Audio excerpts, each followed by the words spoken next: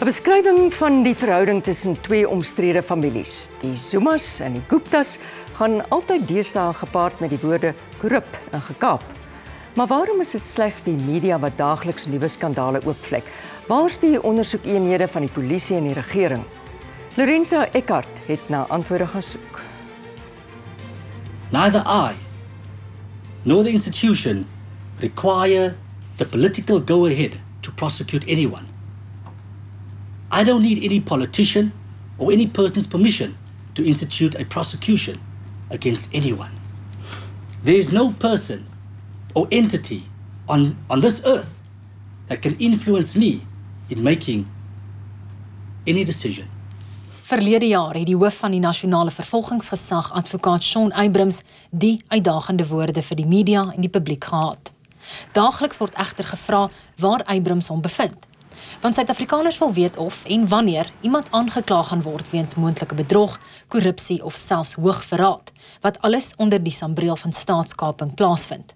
Hulle wonder of Abrams president Jacob Zuma se kornuit is en daarom nie mense na hom wil vervolg nie.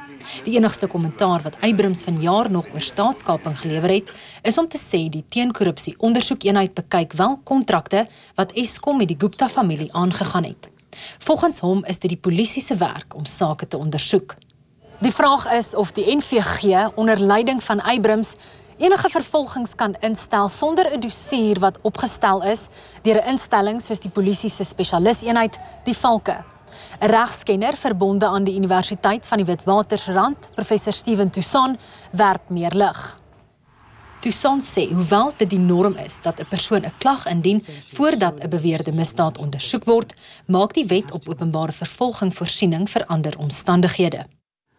My view is that if the National Prosecuting Authority is aware of criminal behaviour, they can instruct a special directorate or division to investigate a matter and then report to them, and a docket could then be opened in that way. 'n Strafregkenner, Ulrich Roux, meen ook Abrams kan proaktief optree. Die NVG en die spesiale anti-korrupsie-eenhede hoef nie te wag vir 'n lid van die samelewing of van die publiek om 'n dossier fisies te gaan oopmaak nie, om 'n klagte fisies te gaan lê nie. Hulle kan daai ondersoek uit die staanspoor uit, en as hulle enigiets ongeruim vind, kan hulle dan 'n dossier op hulle eie oopmaak. Toussaint sê egter die vraag is of die politieke wil bestaan om hierdie sake te ondersoek. I think it's largely a question of political will. Is there sufficient political will on the part of the NPA to hold these people account? Liesel, professor Toussaint sê dit lyk asof daar nie politieke wil is nie. Wat is jou reaksie? Die ironie van die saak is juist, daar is in elk geval reeds 'n klomp klagte gelê. Soos ons almal weet, die verskeie oppositiepartye teen 'n sweteriel mense al klagte gelê. Daar's ook 'n klompie nie-regeringsorganisasies soos OUTA en Corruption Watch en so aan wat ook al probeer intree het. En wat ook interessant is, die perskonferensie wat ons nou vroeër gesien het waar Shaun Abrams gepraat het hy juis gepraat oor dat daar nie politieke inmenging is rondom sy planne om vir Pravin Gordhan destyds te probeer vervolg op, soos ons almal nou al weet, iets wat belaglike klagte en wat almal redelik seker was, is juis polities gemotiveer. Nou lyk dit asof die daverende stilte wat ons sien ook polities gemotiveer is. Dit wil met ander woorde, dit wil so lyk asof daar mense beskerm word.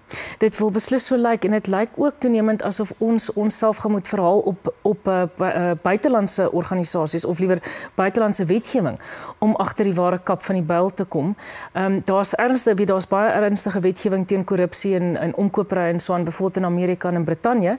En 'n mens hoop dat nou met die internasionale ondernemings so SEP wat betrek word, soos ons net nou ook gesien het, dat hulle dalk aan die pen sou kon ry in die buiteland, sodat ons die ware toedrag van sake oopgevlek kan word. Jy het 'n brander van 'n artikel geskryf hieroor en gesê, ons praat daaroor rondom die koffiekanne en om die braaivleisvure. Wat meer, wie moet die volgende stappe neem, behalwe dan buitelandse inisiatiewe. Ja, dis die ironie van die saak. Almal praat die hele tyd oor die Gupta eposse. Dit is behalwe dat dit nou al maande is na die staatskapingsverslag bekend geword het. En ek toe was ons geskok oor die manier waarop Molefe en Shaun betrek is. Nou sedertdien het die skandes die geraamte stuimel uit die kas op 'n weeklikse grondslag rondom die Gupta eposse. Almal praat daaroor, maar Shaun Abrams is doodstil. Ons weet nie eintlik mooi waar hy is nie. Ek meen ons minister van polisie wat baie uitgesproke is, hou homself vreeslik besig op die oomblik met misdaad by Waar Tambo. Nou ek was jare terug 'n misdaadverslaggewer en toe het ons al daaroor geskryf. So probleme by Waar Tambo is niks niets nie. Maar dit is amper asof hy homself daar besig hou sodat hy nie te veel hieroor hoef te sê nie. Wat amper die indruk wek dat hulle doelbewus word daar na ander sake gekyk van minder belang, wil mense amper sê, om die aandag hiervan weg te trek. Dit is die persepsie wat. Dis die persepsie en 'n mens kan nie help om dit toenemend te half glo as die waarheid nie. Want die ander ding wat vir ons almal kommerwekkend is ons hou aan berig hieroor. Ek meen daar's heeltyd stories wat uitkom, maar daar's ook 'n dawerende stilte van die Guptas self. Hulle reageer amper nie. Waar jy dikwels dreigemente sal kry van die ombud of lastersake of so, in die media skryf soos jy vroeër gesê het, die woorde korrupsie en omkopery en alles kom voor.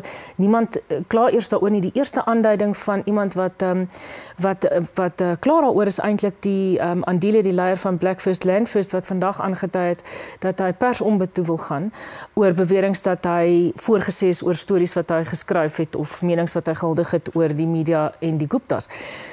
Dis die eerste persoon wat sê hy gaan iets doen daaraan. Verder is daar net 'n totale stilte terwyl hierdie baie ernstige beweringe deeltyd uitkom. Ja, waar is die openbare beskermer? Ja, kyk, sy het daarom nou gesê sy gaan nou nie teen sy gaan met Zuma se hersiening gaan sy nou nie haar voorganger basies teengaan as mens dit so kan stel nie. Maar jy weet, dit is nou dieselfde openbare beskermer wat nou met die Reservebank aanbevelings in die sop was. So sy boesem ongelukkig nie vreeslik vertroue in op die oomblik nie. Liesel, so waar dink jy gaan hierdie storie heen? Gaan hy nêrens heen nie of gaan hy iewers heen? Ek dink dit raak te groot en ek dink die feit dat internasionale ondernemings betrek is, ek meen jy het byvoorbeeld die DA wat die klag gaan lê by die Skakelwese instelling in Brittanje teen Bell Pottinger, wat beteken daar gaan iets moet gebeur. Jy het 'n SAP wat opgetree het, wat 4 mense geskort het in Suid-Afrika en wat self ondersoek instel. Hulle is al deur Amerikaanse wetgewing vervolg, so hulle is obviously versigtig. So ek dink dit is te groot. Maar dit is teleurstellend dat ons eie owerhede nie inspring en hierdie goed ordentlik ondersoek nie. Baie dankie vir jou opinie. Ons het graag na jou geluister. Dankie vir jou besoek. Dankie. Bly gerus ingeskakel. Ons gaan net hierna voort.